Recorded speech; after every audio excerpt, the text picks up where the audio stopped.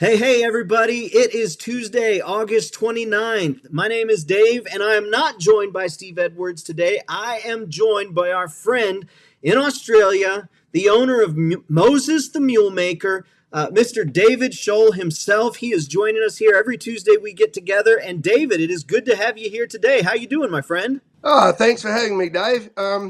It's actually Wednesday the 30th at 9 a.m.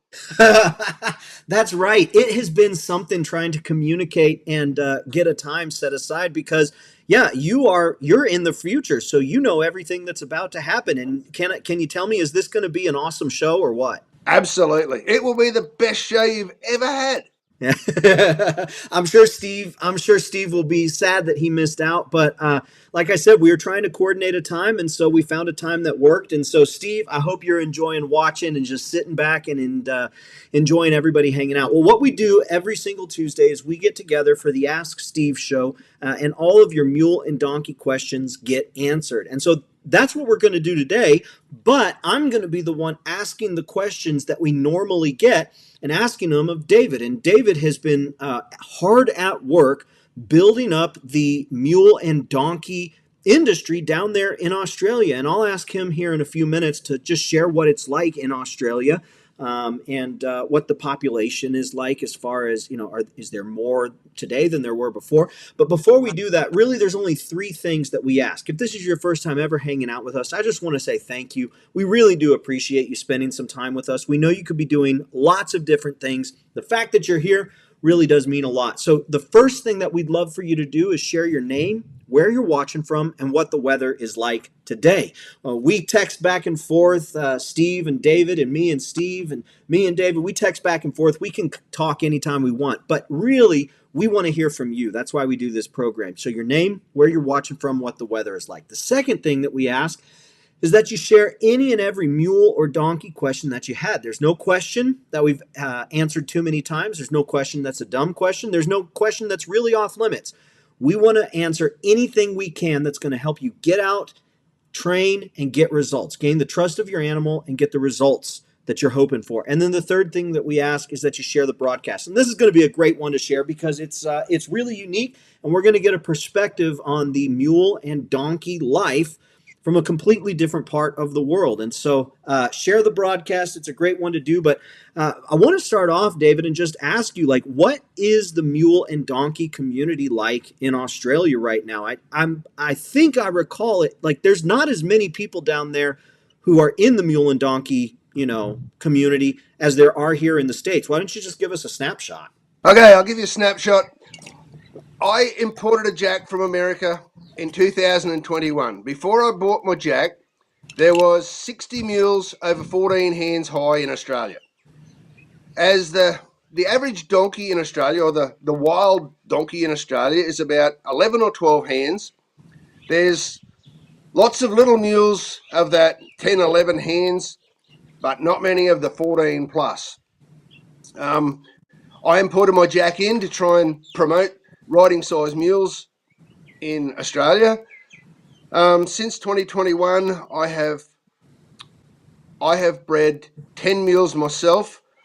I have sold semen throughout Australia, and by the end of 2023, there will be another 50 to 60 of Moses mules getting around Australia. So I almost doubled the population in a 2-year period.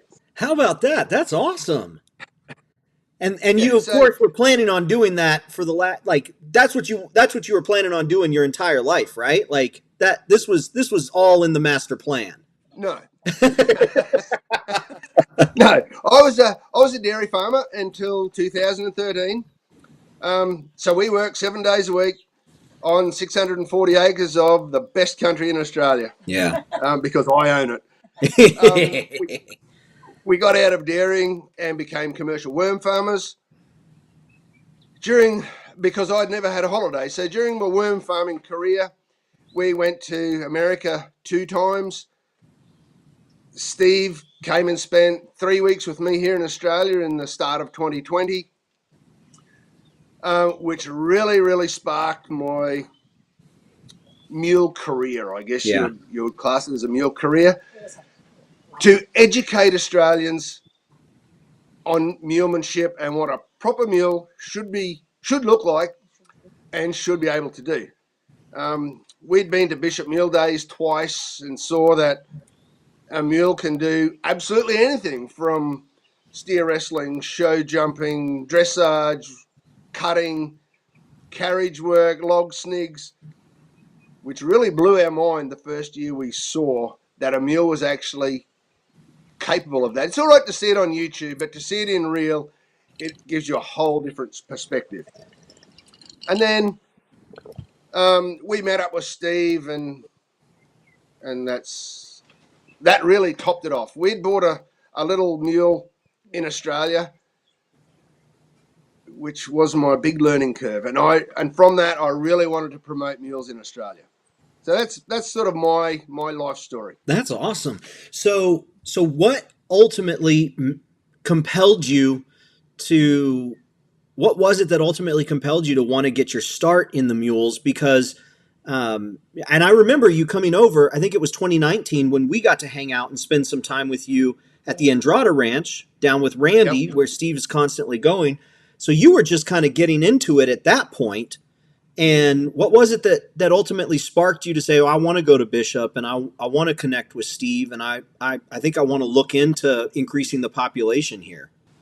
I had bought my first little mule and really quickly worked out that a mule is not a horse, and you can't treat a mule like a horse. And I tried riding him around, because we've got some fairly steep country, and I tried riding him around in a normal horse saddle, and every 5 minutes jump off, pull the saddle back, retighten it back up. And it was by chance in 2017, I think it was, that I got on YouTube or Google and I found Steve, and I actually ordered a cowboy saddle in 2017, I think it was. I put it on my little 13.3 mule, and it changed him from a little, I classed it in Australia as a little pony mule, and it turned him into a V8 by just being comfortable with the cowboy saddle and the double twisted wire bit, or the mule rider's martingale. It totally changed that mule, and he's a little world beater. In my eyes, he is the best mule that we had to be able to ride once I put Steve's saddle on. It was brilliant. Yeah. From there, we went to Bishop Mule Days, and we met Steve there, and then that's when we went to the Andrada Ranch. Yeah.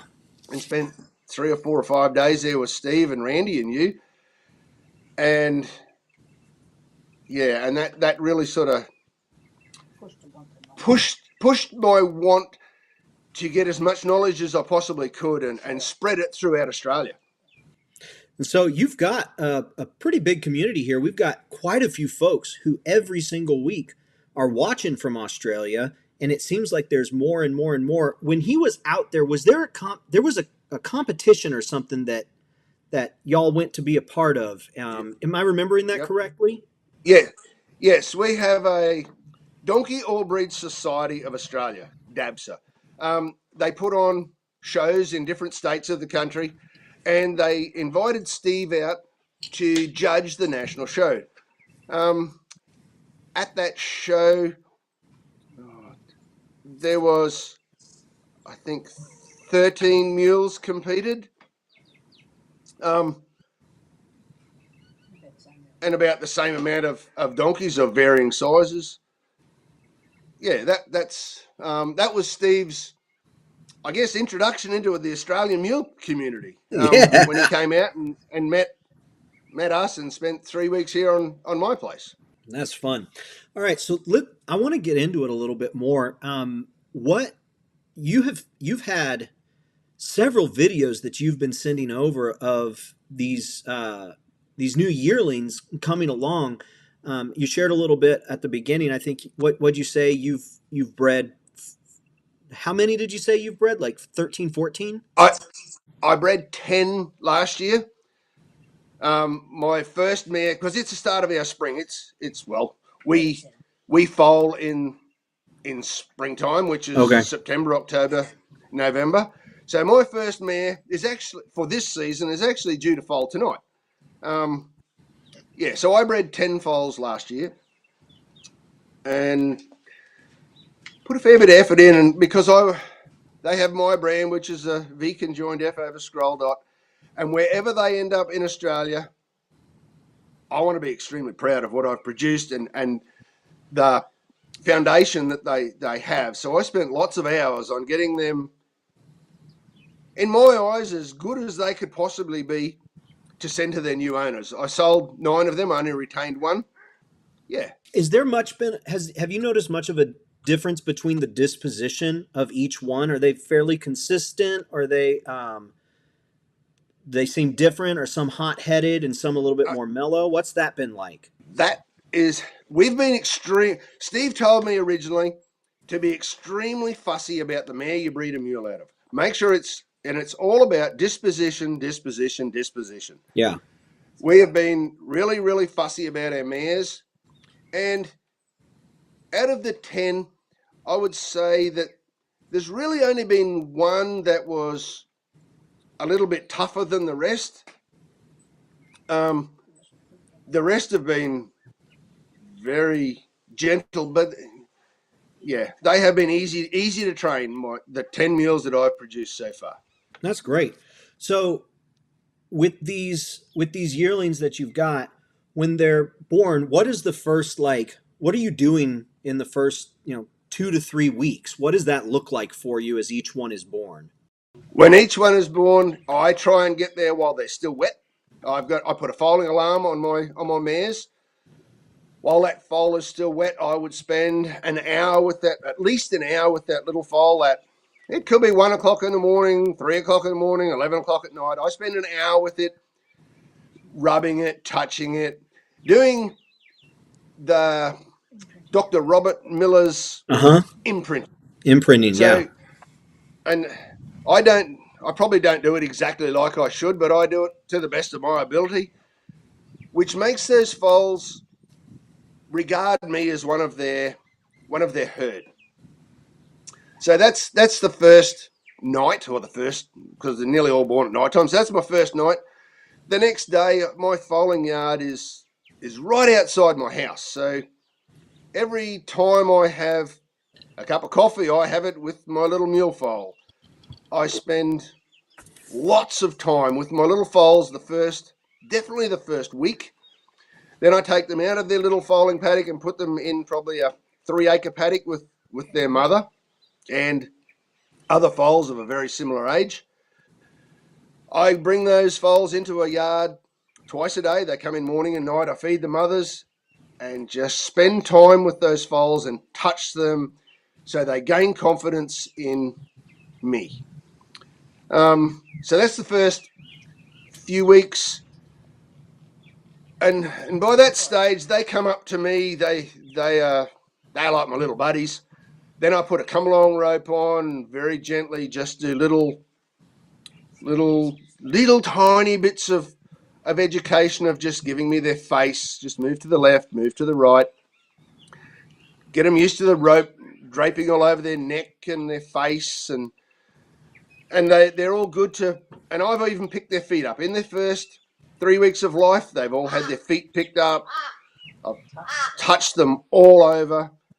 So they're, in my eyes, they're quiet by that stage and quite confident with me that I can put the come along rope on and I just do little tiny, and it's probably 2 to 5 minutes of come along rope on each foal once a day. I probably, when I had the 10, I probably didn't get around to getting the 10 foals done in twice a day. So yeah, I got 1 foal done once a day.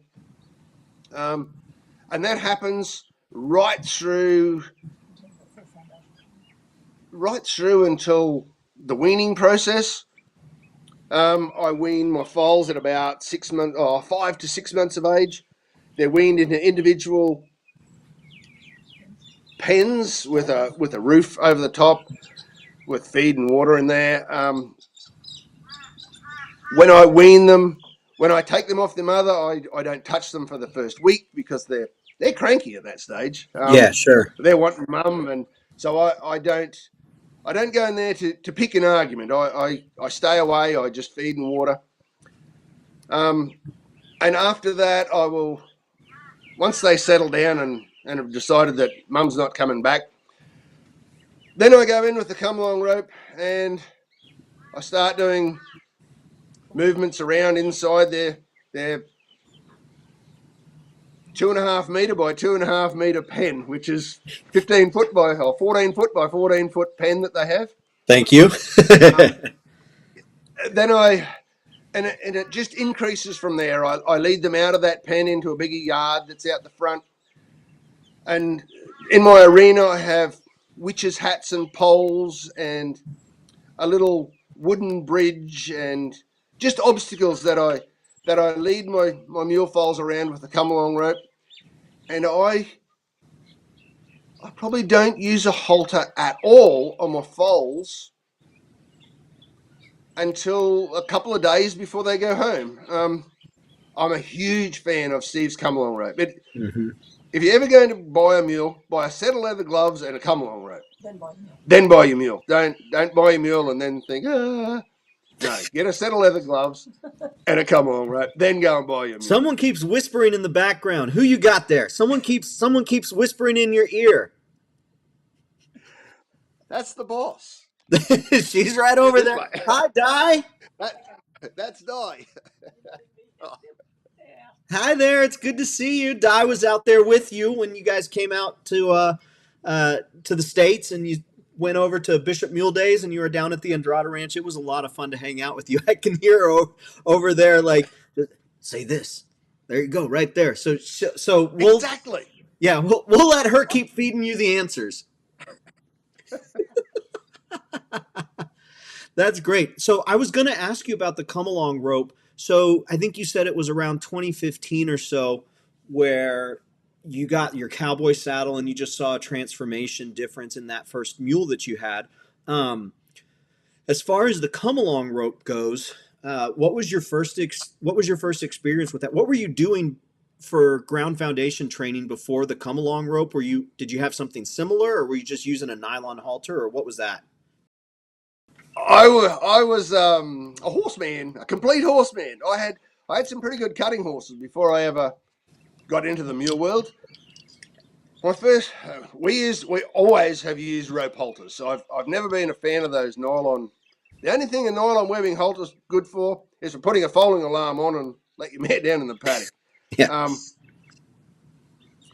My first experience with a come along rope was I run into Steve at somewhere. I saw Steve. He was at Bishop Mule Days one year with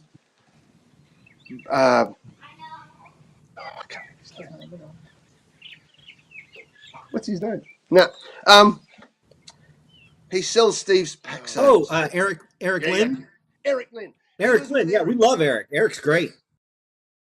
Yes, he was with Eric at Bishop Mule Days and gave me a come along rope and he did. He gave me a come along rope.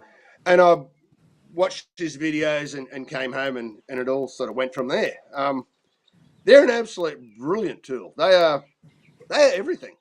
They are absolutely everything. I think it's pretty neat. You start getting them used to the feel, to the visual of the rope.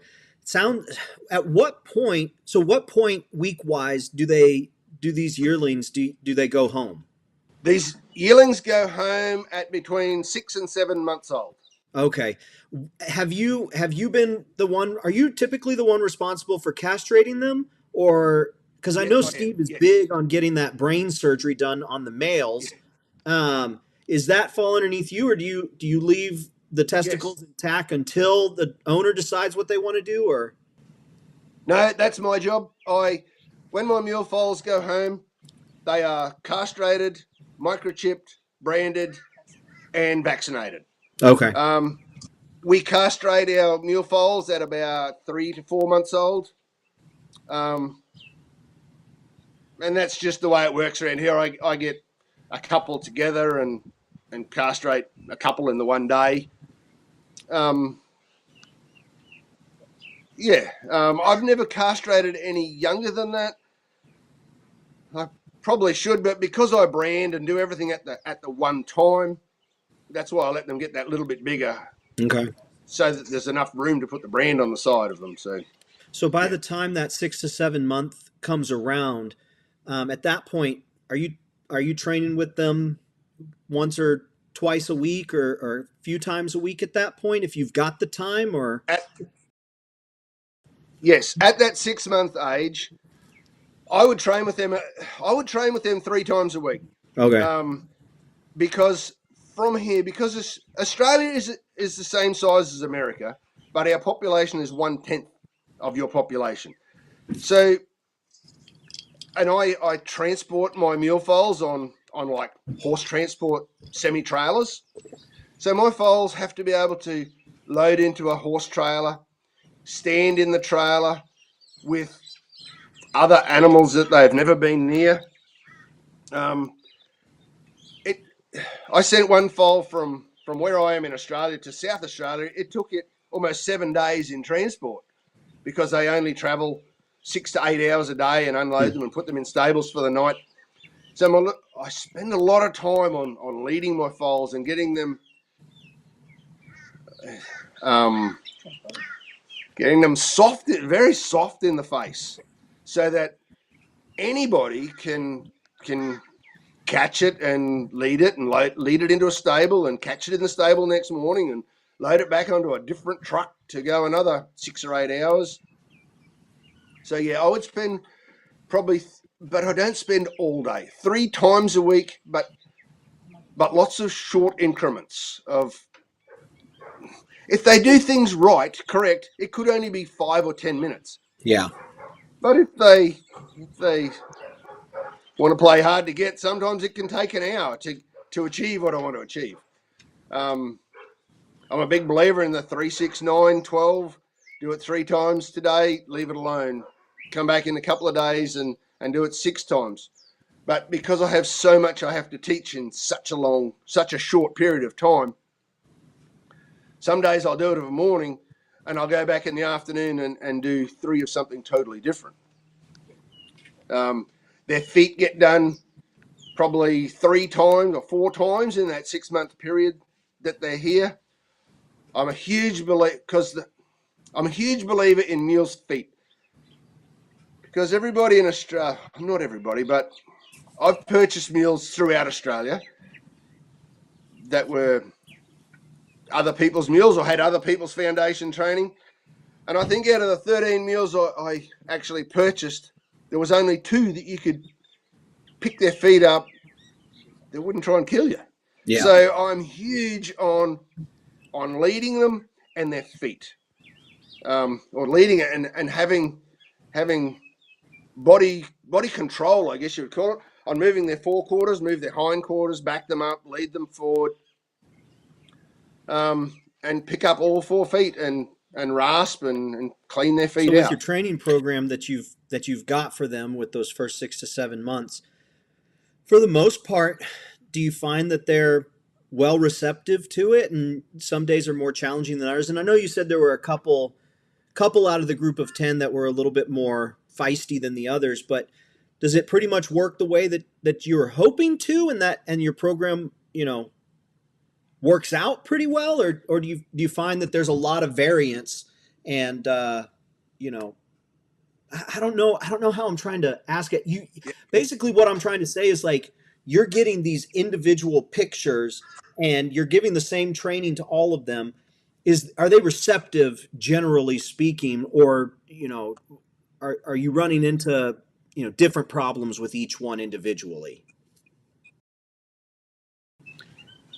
Everyone has slight differences. A couple were sensitive, mentally sensitive, I guess you'd call it. Oh yeah. But others, they didn't care what I'd done. And I think some are more donkey orientated mentally, and some are more horse orientated, mentally orientated than each other. But they're quite easy to work around. Once you spend a bit of time, you can pick which is which and know which way to go with your training methods. They're all basically the same, but some are a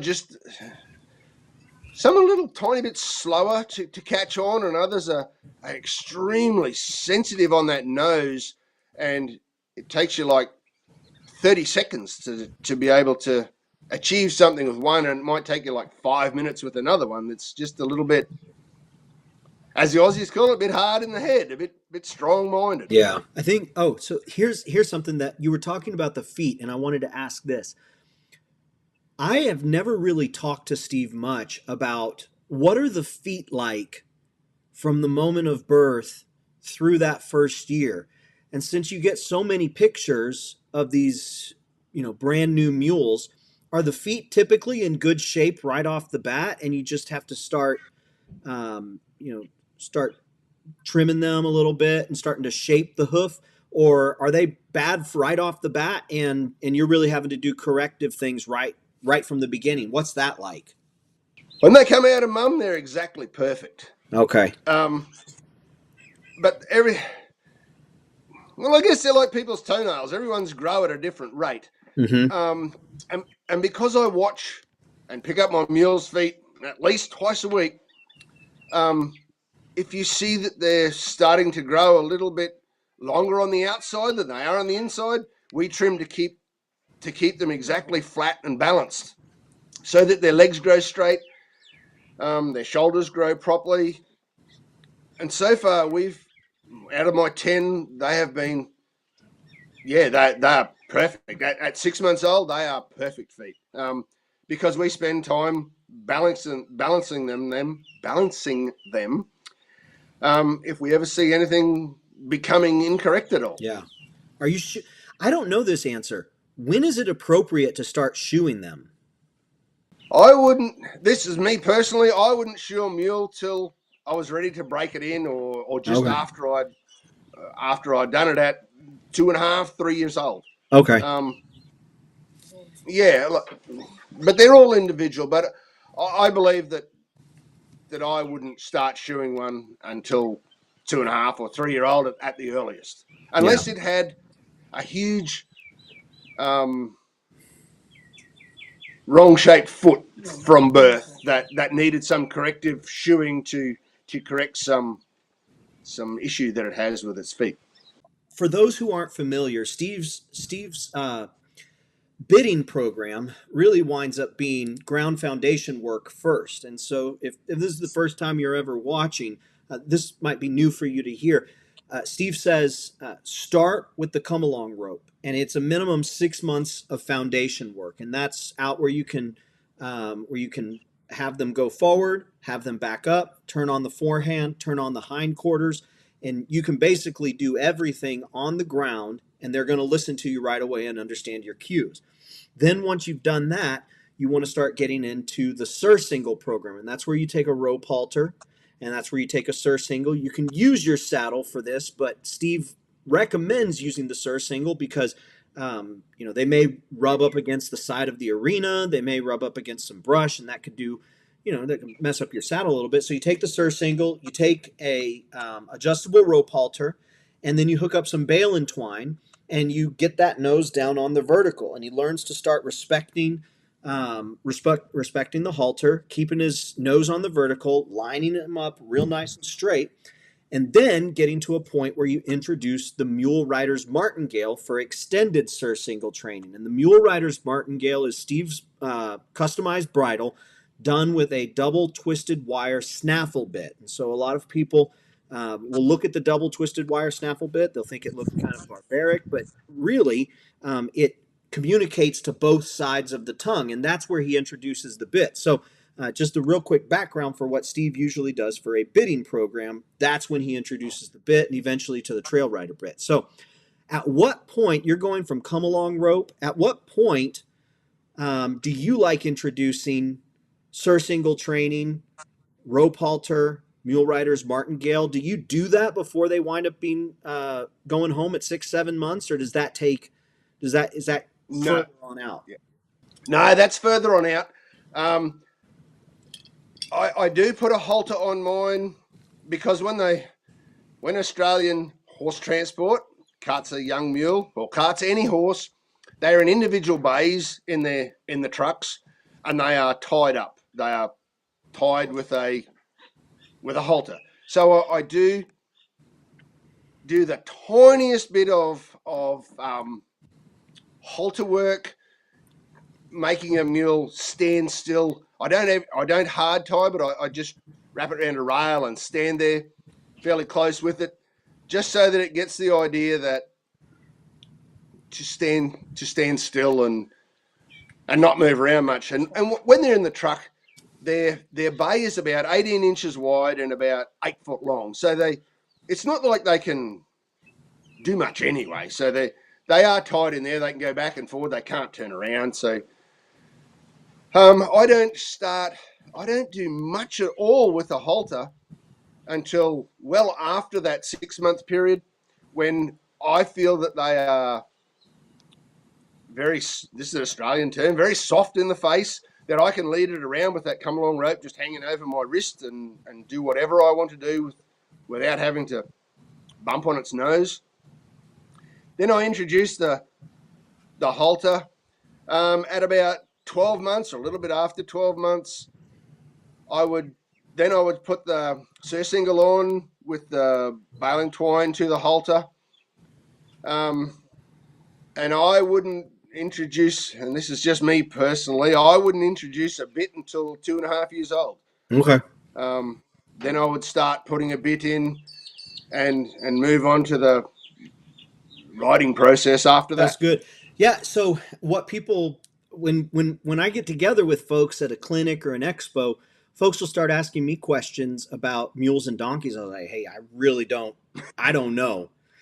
I hear Steve talk about it over and over and over again. So I have all of the answers in my head and all this knowledge, but I don't have the understanding and I don't know the timelines. And I think that as good as it's been doing this program every single week, of course, we've been able to connect with people like with you guys and other folks all over the world. It's been great. But one of the areas where I think it's just awesome to be able to talk to you is establishing these timelines from, in an ideal situation, from birth all the way through, they become an adult. Because a lot of folks are getting animals that they really don't know anything about. They're getting animals that have been owned by at least one person before, if not multiple owners.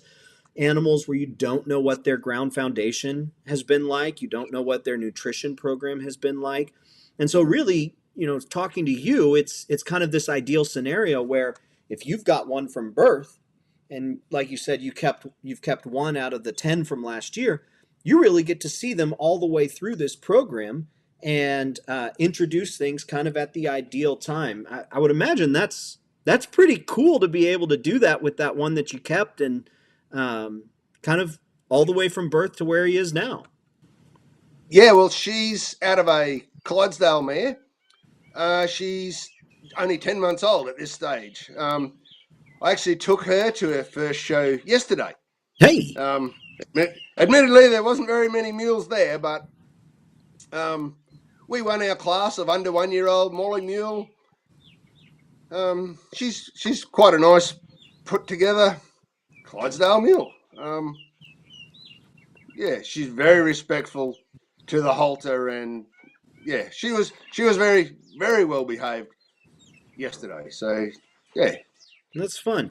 So not a whole lot of mules there. Are the people fascinated down there by mules? Are they asking a lot of questions? What are some of the questions that folks want to? What are some of the things folks want to talk to you about when they see you coming up with this nice, soft 10-month-old Molly mule?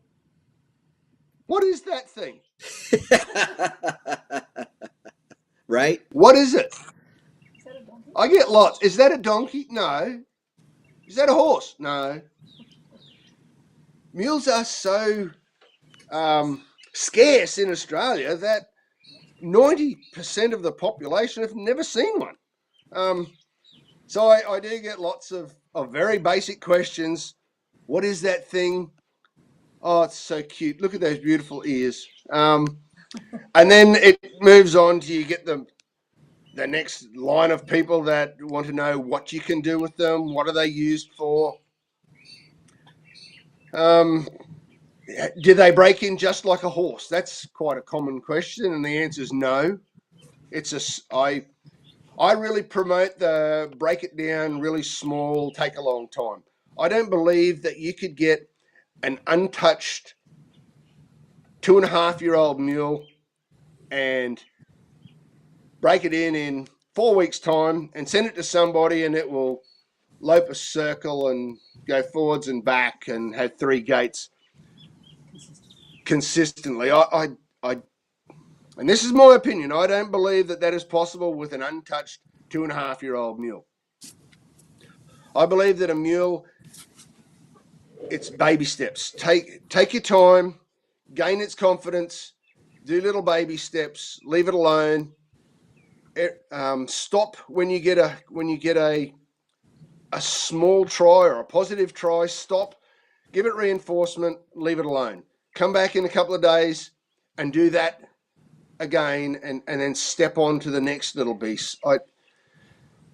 Mules get flustered very fast. Well, as Steve says, they've only got a very small brain, and you can overload them with information and just, as we say, just blow their top off, and they have no idea.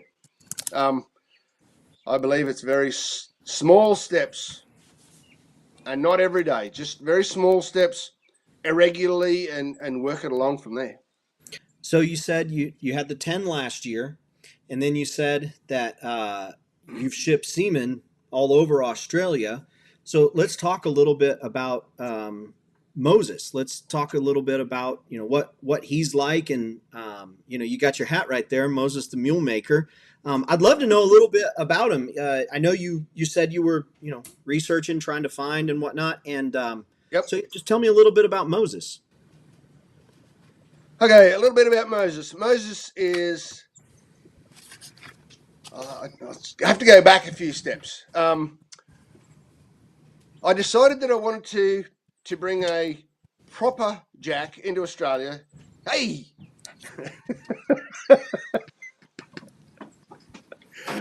You haven't seen any sunlight. It's still bright blue. I decided I wanted to bring a proper Jack in from America to breed a proper riding mule in Australia. So we set about, and Steve helped me, Randy helped me, other friends in the States helped me. I became friends with Jonathan Waugh in the States.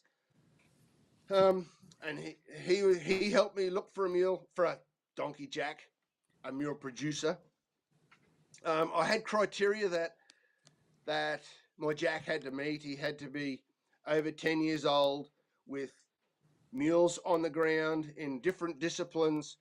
He had to be able to mount a dummy to collect semen. He had to have a really good disposition. I wanted a dark Jack with white points. And we searched and searched and searched. And in the end, Jonathan offered me Moses, which was his personal Jack that he'd been breeding mules out of in the States. And obviously I jumped at the chance to purchase him. He's 15 years old, 13 hands high. He's 13 years old and 15. It's still early in the morning there. It's still early in the morning there, waking up. He has great conformation. He's got some really great mules in the States working in different fields. So we started running through the quarantine process in the States in December by 2020. I actually purchased him on the 8th of December 2020. Mm-hmm. We started the quarantine process in the States of different testing and injecting for different diseases you have in the States. Australia's the cleanest country in the world. Huh. So we had to run him through different hoops, I guess you'd call it. Yeah. And then when he passed all those all the testing and everything, all the tests, then he spent 14 days in quarantine in Kentucky, where he went through more tests and more injections, and then it was a must have been a 16-hour flight from Chicago to Melbourne in Australia. They had to pull up in Hawaii to refuel the plane. Got him to Australia. He spent another 14 days in quarantine in Melbourne. Once he was let out of quarantine in Melbourne, it was a 3-day road trip by a horse transport company to get him up to me. He arrived here on the 12th of March, 2021. So what's he like? He's absolutely bloody brilliant. He's a proper gentleman. He is absolutely everything that I expected. He's a 15-hand sweetest animal that I've had. We'd never AI'd mares. I'd AI'd cows for a number of years, but we'd never AI'd mares. We'd never collected a jack. So when he first arrived, it was right at the very end of our breeding season. So I sent him to a local breeding centre. We bred 2 mares that very first season in April. They were born in March 2022. So from there, as things progress, Di and I like to run the whole show. Di and I like to run the whole show ourselves. We don't like many external inputs. We learned how to collect a donkey. We learned how to AI mares. We don't let him serve any mares because of him being hurt or him hurting a mare or him getting a disease off a mare. So we do all AI. We collect him ourselves. We AI our mares ourselves. And to send semen to outside mares, we still take him to the breeding centre. We are there and we help collect. We collect the semen. I load him back in my trailer and I drive back home. I don't leave him anywhere. And that lady sends the semen to wherever in Australia. We can get it to anywhere in Australia within about 18 hours. We can get chilled semen to anywhere in Australia. What else do you want to know about him? Man, well, how did you come up with the list of criteria? You said, here's my criteria. Was that something that you and Jonathan and Steve came together on, or was it separate research that you had done? I think it's that one was between Di and I think that. Okay. Because we'd had a fair bit to do with AIing dairy cows. Because I was a dairy farmer, we knew criteria that a bull had to meet to AI our cows. So conformation, disposition, colour, height, and you can have a freak that can be. I shouldn't have said that. You can have an animal that looks all the goods, but just produces rubbish. Yeah. So I wanted one that looked the goods, that did produce what I was wanting to promote in Australia. And that was the whole thing to importing Moses, was to promote good, proper, good-minded, good put-together mules for Australians to get the good product. Yeah. For someone who might be looking into finding their own breeding jack, what would, as far as feed and nutrition and just regular care, protecting that investment, what type of input would you have for someone who's considering that? How are you monitoring the feed? Are you having the vet come out regularly? I mean, this is a world I really know nothing about. So whatever you have to offer, I would love to know. Okay, I'm an ex-dairy farmer, so nutrition was my whole life until I stopped dairying in 2013. Nutrition is everything. So I'd say we're above average in knowing what to look at an animal and say what its nutrition is like. I would say we're above average. And an animal does best on consistency.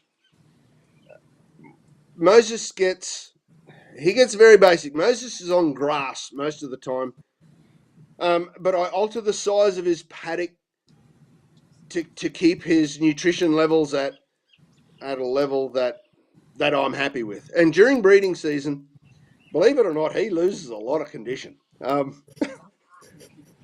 So we have to really keep that nutrition up during the breeding season. So I don't mind him getting a little over fat. Right now, he's looking like $1 million. He's a little bit overweight because our breeding season will start on the 15th of September, which is only a couple of weeks away. So we have him sort of above what he should, above what he will be by March. So I have a vet look at him once a year. And we do the rest ourselves.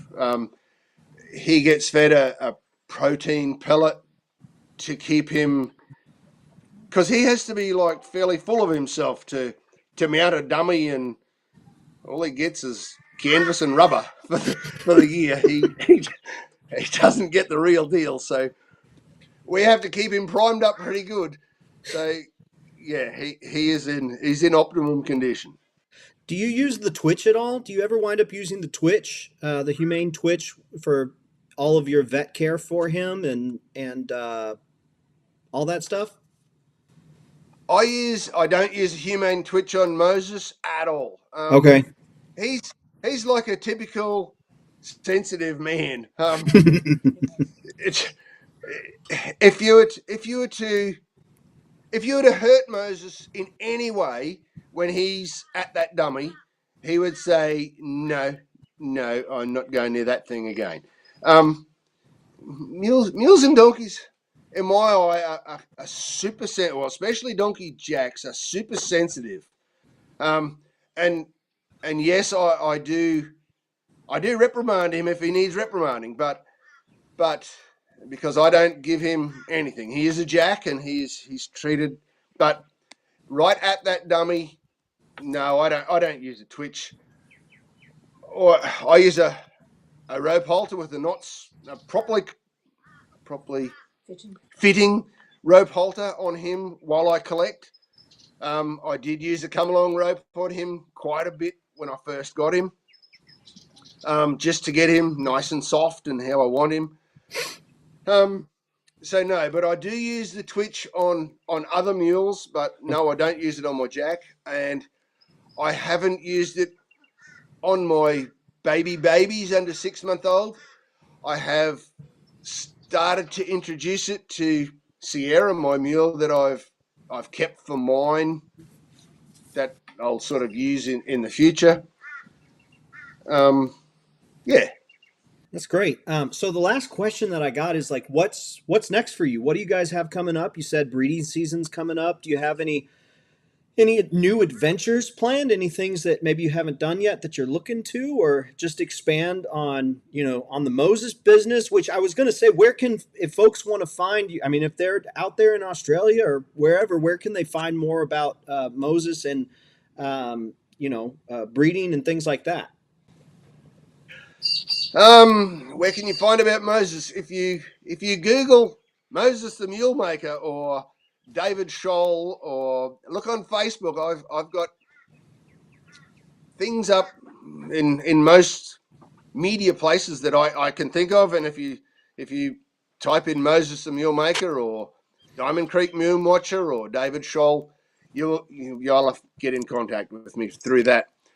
This year we've got 13 foals due to be born. We hope to, and this year we hope to breed another, 15 mules for the next season.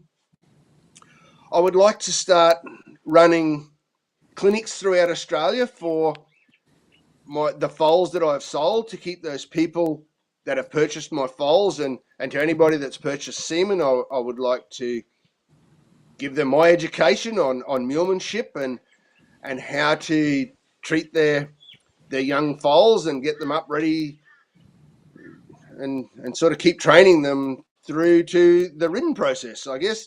so that the training outside people will be my next 12-month new venture, but expanding and refining my own breeding mule foals and sort of looking after Moses and my mares and my foals. Yeah, so 13 foals over a 5-month period will be fairly busy, no doubt. Yeah, absolutely. With the first one being due tonight. Well, yeah, it is due tonight. No kidding. Yeah. That's great. So we know what you're going to be up to later on today. Yeah, standing in the paddock waiting. Yeah, waiting. getting ready. We run foal alarms on our mares so that when they lie down flat for more than 30 seconds, an alarm goes off. Actually, where I'm sitting out on the veranda in Australia, porch in America. Thank you. And it sounds like a fire alarm, like a fire alarm. It's a loud beep, beep, beep, and yeah. So whenever the mare lies down flat for more than 30 seconds, we go outside and shine the torch and have a look and make sure it all goes well. Awesome. David, thanks so much for hanging out and being willing to make the time zone work. This has been a lot of fun. It's actually been really, really good to see you too. I know we chat back and forth occasionally on Facebook Messenger, and I know that you are able to attend some of the live broadcasts that we do. You get up extra early to see Steve Edwards, but this has been a lot of fun getting to see you and chat and hear what's going on. Any last words that you may want to share with someone who maybe find themselves in a similar position of you? Like maybe there's some livestock history or some history with interest in livestock and considering, or maybe even has just purchased their first mule or donkey. Go back to when that was true for you. Knowing what you know now, what might you say to encourage them and just My biggest piece of advice for any future mule or donkey owner, and this is my advice, is to buy a set of deerskin leather gloves, buy a come-along rope, and purchase your mule or donkey off somebody that's given it really, really good foundation training. And 90% of your work is done. Everything is just add-ons after that. Spend that little bit extra money, buy that foundation trained mule, and go from there and educate yourself. Steve has lots and lots and lots of free information on YouTube, and you can purchase his whole training set that you can watch whenever you want on your big screen TV and run back to the house. This is how we started. Ran back to the house and run back and look back through that bit and go back down to the arena. And this is how we started. I done that mulemanship clinic with Steve in America, and I actually made the comment that I'm glad that Steve Edwards was my first point of call when I got into the mule industry. There was numerous people there that had spent thousands of dollars on different saddles, and I went, I bought one of them first up, so yeah, I've got a Steve Edwards saddle. It's the only saddle I've ridden a mule in. It's fine. But these other people were there with their horse saddles that they'd purchased or mule saddles that they'd purchased, and by the end of the clinic, they were all saying, I wish we bought a Steve Edwards saddle. Well, that is a huge thing. I bought one of those within the first month of owning my first mule. So, yeah, that's my biggest advice, is to buy a leather gloves, a come-along rope, educate yourself, and buy a mule or donkey with foundation training before you worry about anything else. It's awesome. Everyone, thanks so much for hanging out with us today. Really appreciate it. Like I said at the very beginning, I know you could be doing a lot of different things. I know I speak for David just saying it's really great to be able to just share a little bit about what mule training, what mule raising, what donkey training, donkey raising, donkey breeding looks like for David, looks like across the world. And we'd love to hear from you. Steve will be back next week, and we're really looking forward to having him back. So go ahead, put your questions in the comment section, and we'll get those in front of Steve. David, thank you again. Really appreciate it. Make sure you say thanks to Di for sharing you with us for the last hour. And I know she's probably got plenty of things she wants to put you on now that we're done with this one. She's got a honey-do list, I'm sure. No, thanks for having me. Absolutely. It's a pleasure. Anytime. Awesome. Thank you.